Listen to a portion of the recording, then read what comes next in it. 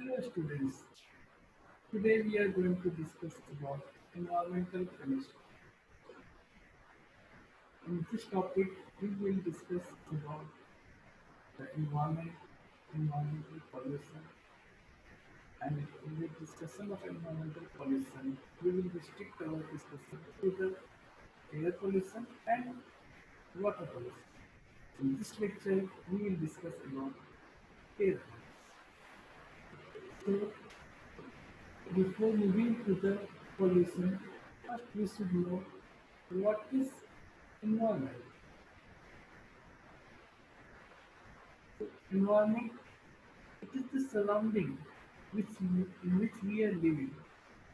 This environment, it is made up of troposphere, lithosphere, atmosphere, all these things, and hydrosphere.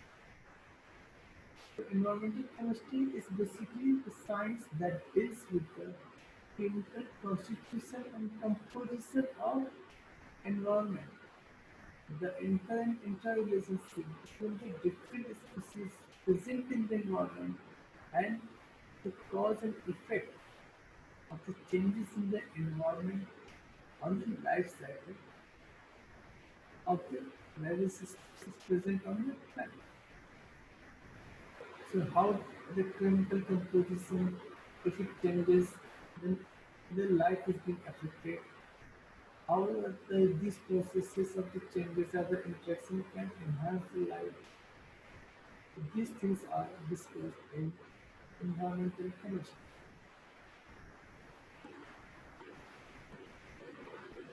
Now, before moving to the air pollution, first we should know what is environmental pollution and what is pollution. Pollution is the process which changes or deteriorates the original property of any substance. So environmental pollution, it is defined as the excessive discharge or addition of foreign materials or undesirable, to be more specific, undesirable foreign substances into the environment which adversely affect the natural quality of the environment and cause damage to the living conditions of the human beings or the plants, animals, or in short we can say living condition of the species present on this planet. Living species present on this planet. What is the cause of pollution? The cause of pollution is the deviation from the natural behavior. And the most of the contribution to the rapid change in the environmental condition or increased environmental pollution is because of human activity, which is because of aging the population, rapid industrialization, rapid urbanization, misuse of natural resources, and some contribution from the natural processes such as volcanic eruptions, floods, cyclones, forest fires, and so on. So, what are the types of pollution? So, any type, if you are moving or any classification you should move, then first you should take care of the base. So, here what it is polluting on that basis, it is air pollution, water pollution, soil pollution, or land pollution, nuclear pollution, thermal pollution, and noise pollution. Our discussion is for air pollution. So, what is air pollution? Similar to environmental pollution, we can define it as excessive discharge of undesirable foreign substances into the air, which adversely affect the living conditions of human beings, animals, and plants, and also cause damage to the property. Why we have added damage to the property? Accident. You should be remembering as 911 calling because of the accident. So the industrial belt is not allowed to develop near the Taj Mahal in Agra. Why? Because the smoke coming out from industries that can contribute to the cause of accident. pollutions are made of calcium carbonate.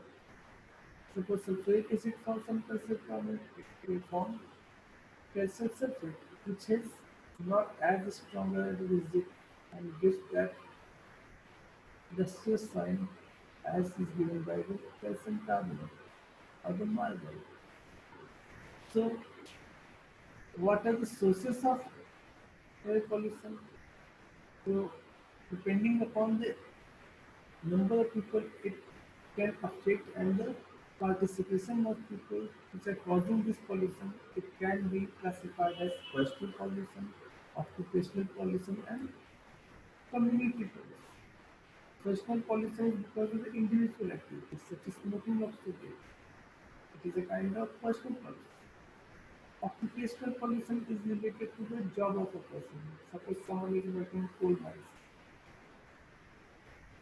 then he is exposed to the dust or the particulate matter.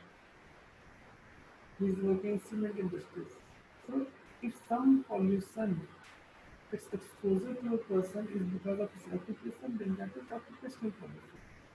Then comes community pollution. It involves a variety of pollutants and which are basically from the industrial process, from the chimney exhaust of the factory, gases, and then from the automobile exhaust also. So these are the generated because of the activities of the community, not by individual persons. So they come under community pollution heading. The major sources of air pollution are very well known to us. Its list is far more than the topics listed over here, such as motor vehicle pollution, heat pollution, industrial processes, auto manufacturing, fertilizer plants, building demolition, solid waste disposal, from natural processes it is volcanic eruption, fuel production, various construction, electrical components manufacturing, solvent electricity forest fires. In all these topics, only two are from natural sources, that is the forest fire and volcanic eruption. All others are anthropogenic activities. So we have to be very selective in our activities so that we can reduce the air pollution. Air pollution, it is the accumulation of the harmful gases in the atmosphere in sufficient concentration. So sufficient concentration that it is endangering the human health. So we have to keep their levels below the toxic level.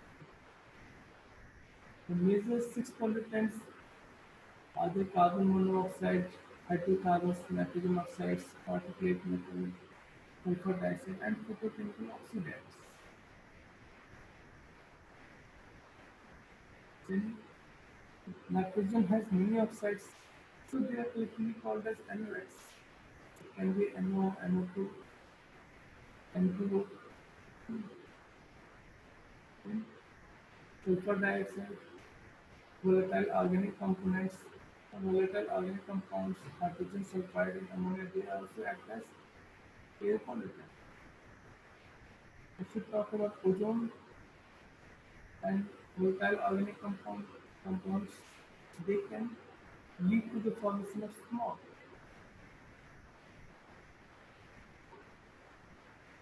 In this carbon monoxide, it causes respiratory disorder. Nitrogen oxides, they can also form smog. Particulate matter, it causes respiratory disorder. Sulfur dioxide, it can cause acid rain. Let it damages the liver, when brain and nerve damages are also caused because of the excessive lead intake. With the nature of the, on the basis of nature of pollution sources, we can see that they can be of four types. They can be stationary and area sources, mobile sources, agricultural sources, and natural sources. The name itself is defining what are the kinds. If it is from a factory or any source which cannot be moved, then that is stationary or area sources. The mobile sources are such as trains, buses, aircrafts, or the automobiles. So automobile emission, it comes under the source as mobile sources, agricultural sources, burning of the land. Where now we are listening very much that in Delhi there is a huge problem of atmospheric pollution, and which is basically because of the burning of Pilani by the nearby farmers. Other waste husks from the agricultural works. So they are also contributing to the air pollution.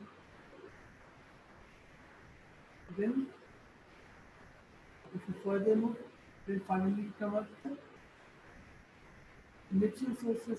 Natural sources, the major two natural sources are the forest fire and volcanic eruptions. So natural pollution, natural sources, they are not caused because of the human activities. They are originated by the nature, and they emit hydrocarbons, dust and storms and particulate matter during the process. And it not only causes the pollution but also affects the habitat of the wild animals. It is very important to control not only anthropogenic sources but also natural sources. It's very difficult to control the volcanic eruptions, but to some extent you can control fast fires. Now the impact of air pollution. Air pollution, it causes acid, it causes smoke formation, it causes eutrophication, accumulation, bioaccumulation, and many compounds they are persistent. So if we see acid rain, basically nitrogen oxides, they are forming nitric acid, arsenic acid, sulfur oxides taken from sulfuric acid. So when they fall on the buildings, they deteriorate their quality, they change the pH of water bodies also. They become acidic, and the living system, they are very much sensitive to the pH of their body. If we are taking water not of neutral pH, of acidic pH, then it is going to affect the biochemical reactions within the organisms, which causes disorder in their physiological process. Smog. Smog is basically smoke plus fog. The particulate matter, anorax, ozone, all these they are forming smog, which causes poor visibility, and if photochemical smog is there, then it causes irritation in eyes also, eutrophication. So when excess of nitrogen and rich minerals they are being discharged into water bodies, they causes accelerated growth of algae, and this algal bloom it causes blocking of the solar radiation of the sunlight which is needed for the submerged aquatic vegetation to grow. And when these algae die, it sinks in the bottom and decomposes, and it depletes the oxygen content of the water bodies, which is very much harmful for the living species in the water which are aerobic in nature. Then this toxic ions, their bioaccumulation, mm, it keeps on increasing as we go higher in the food. Many chemicals there, chemical contaminants they are very persistent. They do not easily decompose over a period of time. Now, if we classify air pollutants, then they are basically of two types, depending upon their nature of origin and impact. First is primary pollutant and secondary pollutant. The pollutants which directly are injected into the air and cause harm, such as sulfur dioxide, carbon monoxide, oxides of nitrogen or particulate matter, dust particles, they are primary pollutants. Secondary pollutants are the pollutants which are not directly introduced into air and found in atmosphere, but they are initiated by some chemical or photochemical reactions among the constituents of atmosphere or the air, such as ozone, peroxide nitrate, and then we can further classify the air pollutants on the basis of their state. It can be gaseous pollutant such as carbon monoxide, nitrogen oxide, nitric oxide, sulfur dioxide, hydrocarbons, vapors, aerosol particulates. And then third type of classification is on the basis of their nature, whether it is of organic origin or inorganic origin.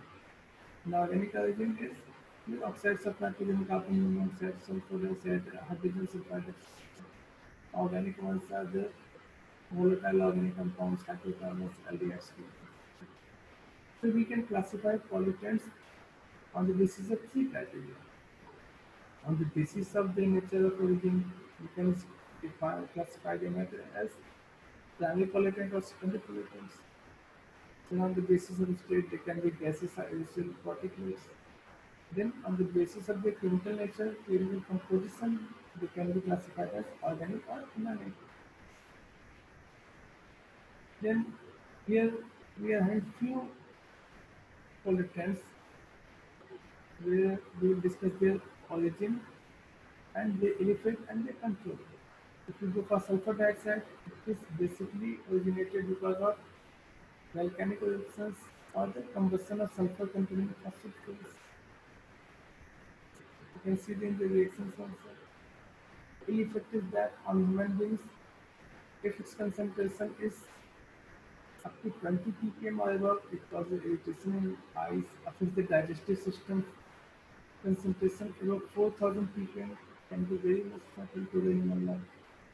In case of plants, the concentration, if it is even at 1 ppm, it causes yellowing of the leaves. Some materials, yellowing of the paper, you can see if the sulfur dioxide, its concentration is high in the atmosphere.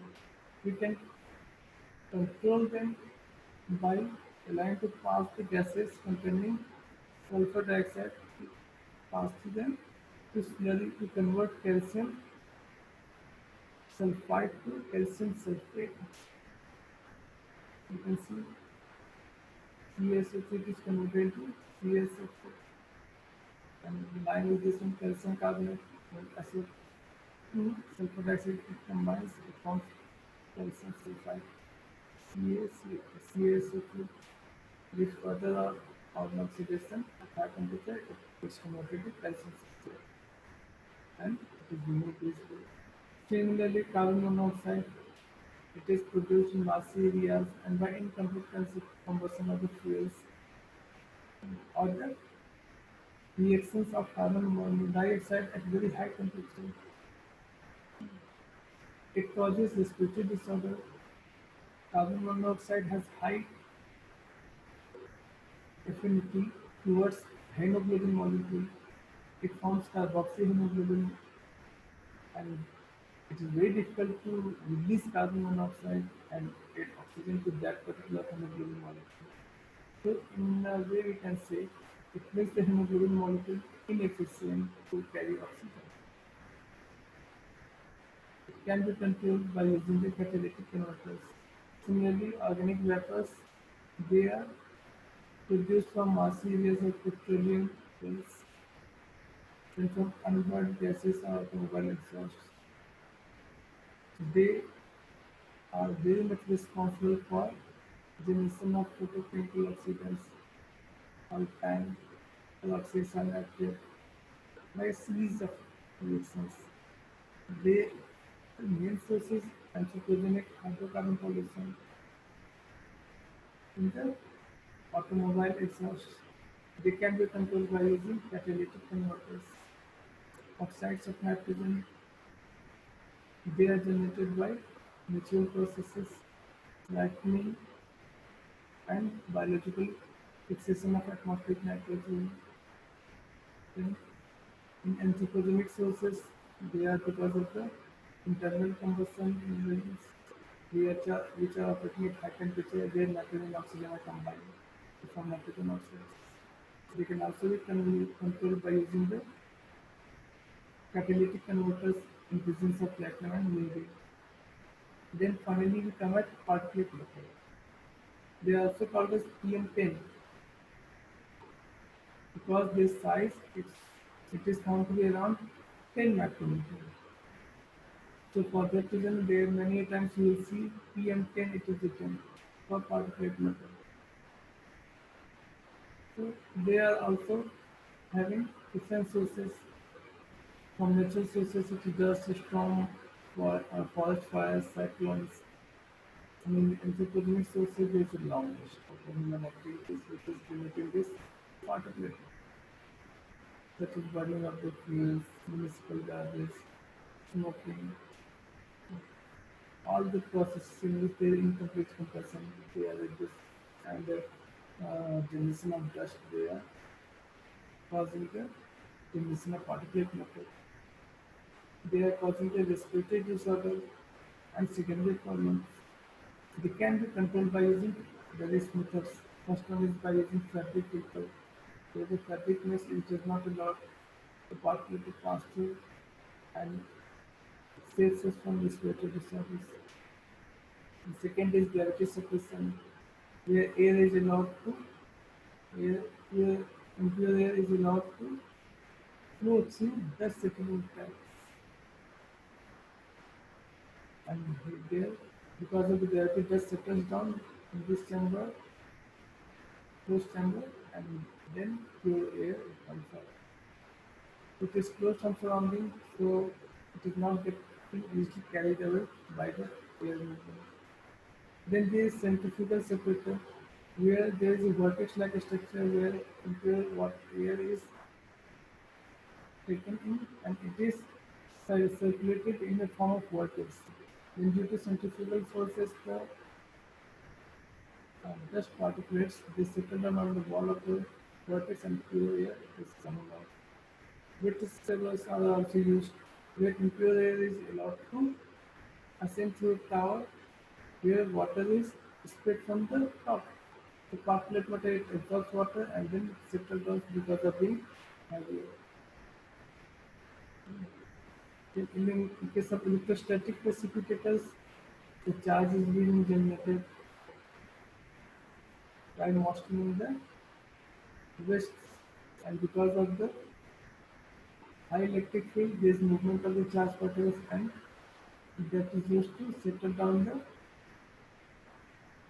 particulate matter and pure gas or pure air is being passed through. And if you come for the accident, we have already seen carbon monoxide, carbon dioxide, it can form carbonic acid, sulfur dioxide can form sulfuric acid, nitrogen oxide, they can form nitric acid, which can cause not only eutrophication but also affect the health life and cause damage to the buildings. In ozone layer depletion, this we will discuss detail in the next class. So with this, we stop this position, and after ozone layer depletion, we will move towards the water policy. So, thank you.